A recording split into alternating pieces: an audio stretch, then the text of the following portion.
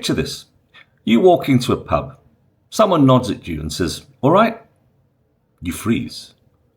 Am I all right? Do I look ill? No. They're just saying hello. And if you were to answer, yes, why? What's wrong? You're going to experience the most awkward silence of your life. So today we're going to focus on sorting greetings from small talk. There is a difference. I want to make it so you never freeze again, and hopefully along the way today we'll have a giggle. So let's begin. So some of you may have heard of the concept of RP pronunciation. Received pronunciation is what it means. Essentially what it means, it's the baseline of the English language. What you would say is Southern English or the BBC English, that kind of thing, which everyone hears around the world and thinks everybody must speak like that. They must all speak like this all the time. Well, that's not true. What we're going to do on the focus of these series of videos is I'm going to give you the RP pronunciation, so the way I would say it naturally. Now, bearing in mind my accent is RP pronunciation, not by anything other than fortuitous outcome of life. I don't know how I got this accent, however I did. So what we'll do is we'll focus on how I would say it normally, and then we're going to expand that to perhaps how other people might say the same things and what the meaning is behind those things. So in RP pronunciation, we might say, "Hello, how is it going?" Or "Hello, how are you?" Now that's perfectly understandable, right? You can clearly hear what I'm asking you. If you say that clearly and politely, that honestly will work anywhere. You're not going to be out of place by saying that or saying it that way. There's nothing wrong with that at all. For example, if you were in a shop or at work or on a train or catching a bus and you use the RP pronunciation, "Hello, how are you?" you would be perfectly fine. You would not look out of place. You wouldn't look weird or anything like that. Everyone would see exactly what you're saying, and that'd be that. So now we're going to take those greetings and we're going to now expand them into, what should we call this? The real casual versions. The real casual versions of what we're saying, the same thing. Hello, how are you? Hello, are you all right? And perhaps go into a bit of the rules and regulations around those words, because they don't mean what they sound like they mean. Intrigued? Okay, let's have a look at it. So a shortened version of saying "hello, are you all right" is, and this is in RP pronunciations, "You all right?" or "all right, mate." Now, if you went into a pub and let's just call this weak forms, where the language isn't quite as well pronounced, you wouldn't say "you all right, you're right." What you would hear is "you all right?" Now, as you can see on the screen here, I've spelt that the way it sounds. "You all right?" So you don't hear the "you are right," or "you all right," "are you all right?" You just hear "you all right?" And that's something to listen out for because it means exactly the same thing. Now, one thing to understand about that statement, "you're right," it's not a health check. They really don't care how you are. It's purely a grunt back. You could say, "Hi, how are you?" Someone may respond to you, "You're right." They don't want to know your health background or what your current status of health is. That's not part of the question. Now, I know some of my students from Eastern Europe, from Asia, have always taken things literally, and that's something in the culture of their culture that is normal. So to understand that difference, for you guys, it would sound really weird that someone says, "Are you all right?" and not really want to know how you are. It's a funny quandary, but that's the truth. In Britain, they really don't care. They're just saying hello. You may say, "You all right?" And the response you may well receive is, "Yeah, you?" Or, "Yeah, golden." Now bear in mind, golden means just everything's fantastic. It's a typical slang that would be used in certain areas of the UK. Another one you'd say is, "How's it going?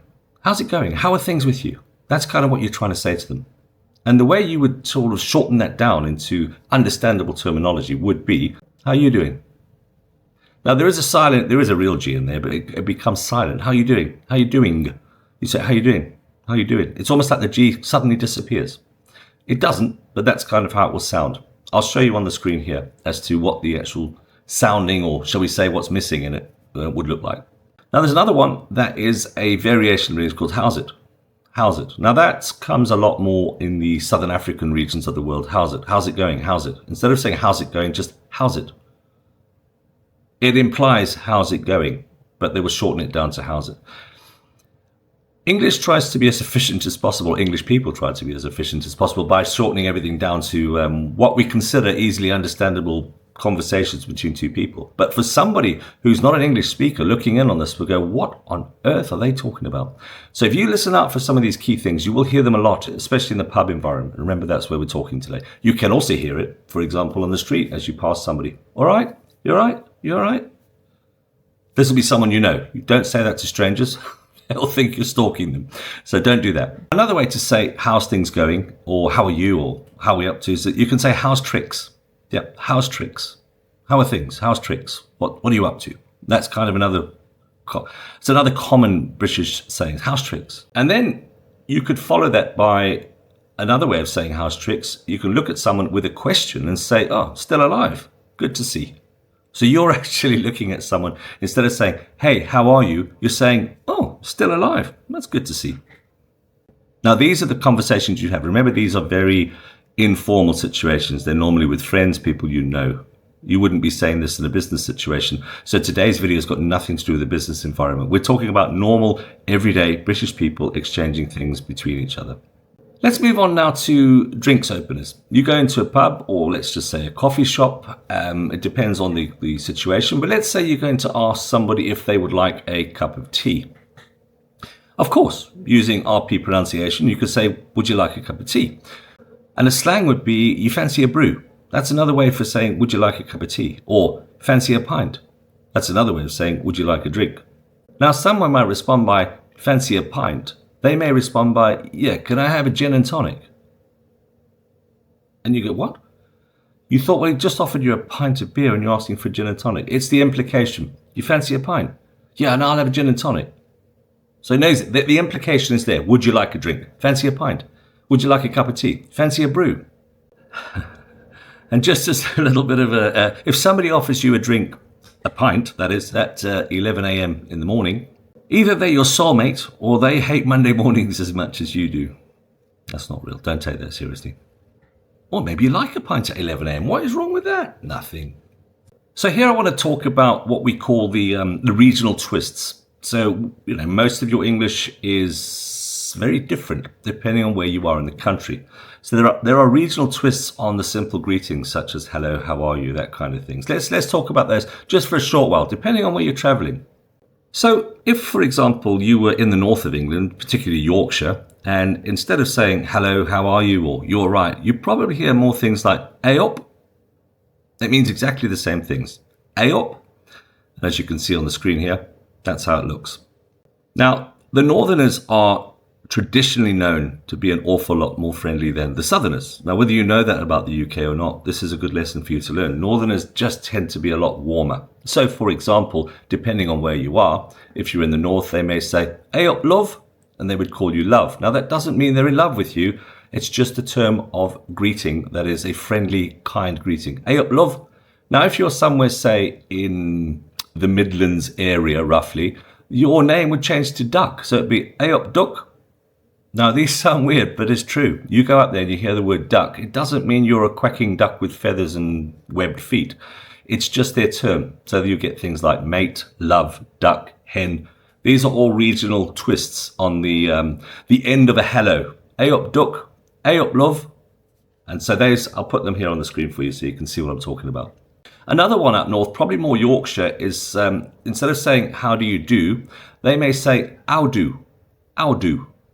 So "how do" means "how do you do?" But bear in mind, they don't mean "how do you do?" Confused? It's just another way of saying hi with a little added confusion just to help you along. Now, let's say we're looking London or the southeast. They may say something like, "All right, geezer." You may also have seen on some television programs where they say, "All right, bruv, all right, bruv." That's very, very London southeast sounds, and it's very regional to that area. You wouldn't hear a lot of that more up north, or perhaps even to the west country of the UK. So they tend to swallow half the word. Efficient, innit? Instead of efficient, isn't it? Efficient, innit? They kind of take all that down and make it very simple so they can communicate within a couple of seconds and get what they need to say across clearly. Or not so clearly.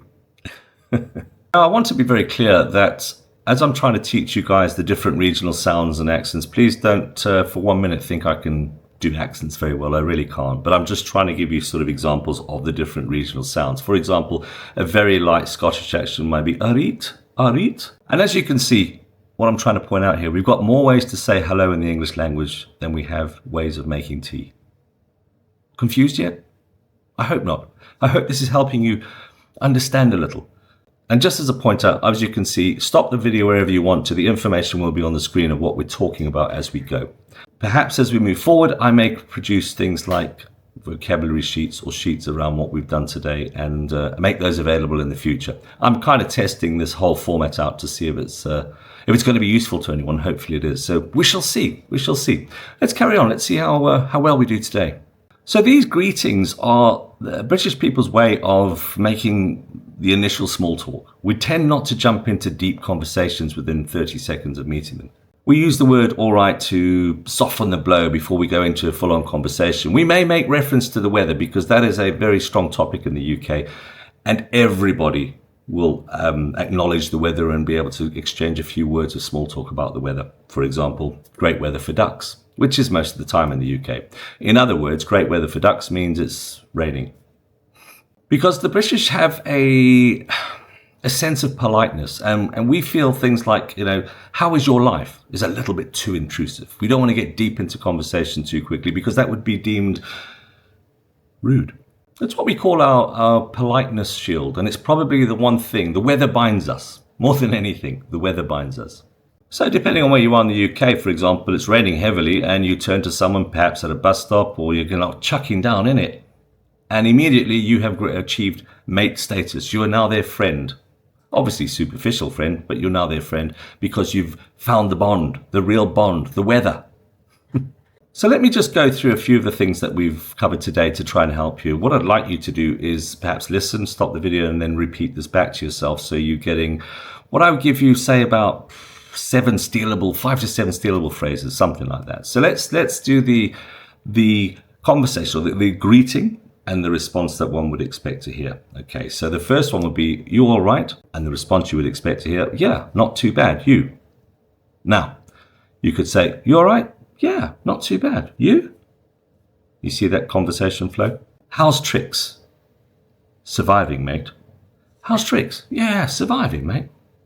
That's the more casual. So I'm doing it a little bit more formal than a little bit more casual. Nice weather for ducks, eh? So that is what I would call the pouring rain sarcasm. So you go, oh, nice weather for ducks, eh?